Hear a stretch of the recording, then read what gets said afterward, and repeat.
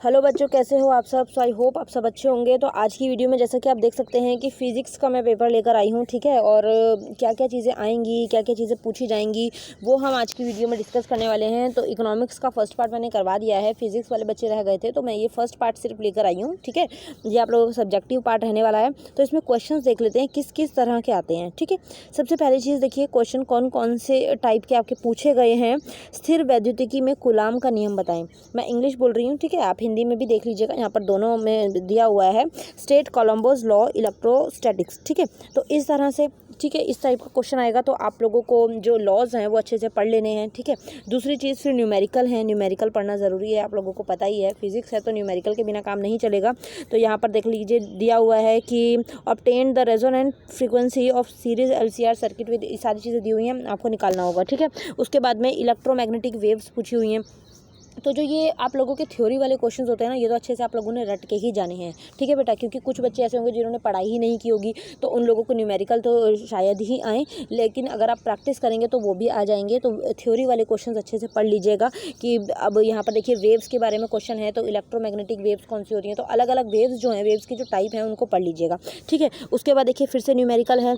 उसके बाद में आगे जो है, आइंस्टाइन का प्रकाश वैद्युत प्रभाव का समीकरण लिखिए, right Einstein's photo electric equation, ठीक है।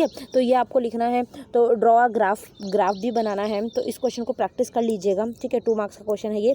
उसके बाद में आगे 3 मार्क्स के क्वेश्चन के अंदर भी यहाँ पर फिजिक्स का है, न्यूमेरिकल है, प्रैक्टिकल। तो आप इनको कर लीजिएगा, देख लीजिए, पढ़ लीजिए। उसके बाद में आगे जो है, किरचॉफ के नियम हैं, ठीक है, लॉज ऑफ किरचॉफ। तो इसको आप पढ़ लीजिएगा जितना हो सकता है। आप लॉज हो गए, वेव्स के टाइप्स हो गए, और अलग अलग प्रिंसिपल्स हो गए, ये सारी चीज़ें थ्योरी वाली तो पढ़ के जानी ही है, ठीक है। उसके बाद में वेव्स, उसके बाद में देखिए करंट्स आ गए, ठीक है। भंवर धाराएं क्या होती हैं, एजी करंट्स पूछी गई हैं, ये कैसे उत्पन्न होती है, how it can be produced, ठीक है। तो इसको पढ़ लीजिएगा। थ्योरी वाले क्वेश्चन तो बिल्कुल छोड़ने ही नहीं है।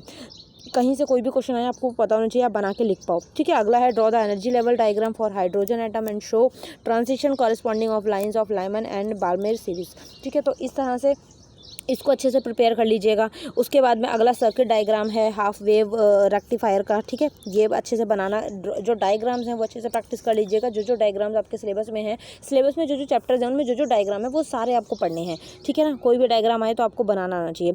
उसके बाद 5 मार्क्स के अगर क्वेश्चन में देखा जाए तो देखिए, जो 11th क्वेश्चन है 5 मार्क्स का है, और 12th भी 5 मार्क्स का ही है। यहाँ पर चॉइस भी दी हुई है, आपको 2 क्वेश्चन मिलेंगे, मतलब 4 हैं, आपको कोई भी 2 करने हैं, ठीक है। 11th में 2 क्वेश्चन है, कोई भी एक करना है। फिर उसके बाद 12th में भी 2 क्वेश्चन है, कोई भी एक करना है।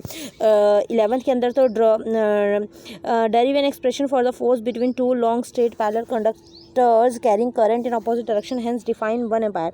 तो ये डिफाइन करना है आपको, और मतलब कि न्यूमेरिकल ही हैं ये, ठीक है ना। तो आप इनको पढ़ लीजिएगा अच्छे से। 12th क्वेश्चन के अंदर भी draw label ray diagram showing image form in the compound microscope, what is wavefront using Huygens principle to verify the laws. देखिए, लॉज फिर से आ गए हैं, ठीक है ना। प्रिंसिपल, लॉज, ये सारी चीज़ें पढ़नी है, वेव्स पढ़नी है, करंट्स पढ़ने हैं।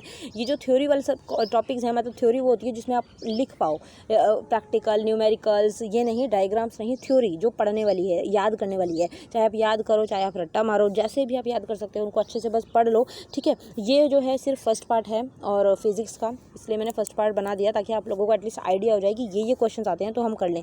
और एक बार ये वीडियो देखने के बाद एक बार अपना सिलेबस भी क्रॉस चेक कर लेना कि ये सिलेबस में चैप्टर्स हैं जो मैंने यहाँ पर करवाए हैं, ठीक है। क्योंकि एक आध क्वेश्चन ऐसा हो सकता है जो आउट ऑफ सिलेबस या कोई और चैप्टर में से हो, तो इसलिए आप इसकी प्रैक्टिस कर लीजिएगा, ठीक है बेटा। तो मिलते हैं नेक्स्ट वीडियो में। सेकंड पार्ट में जल्दी लेकर आऊँगी आप लोगों को एग्जाम से पहले, तो टेंशन मत लीजिएगा। इकोनॉमिक्स का भी सेकंड पार्ट लेकर आना है। तो मिलते हैं नेक्स्ट वीडियो में। Thank you so much for watching, bye bye.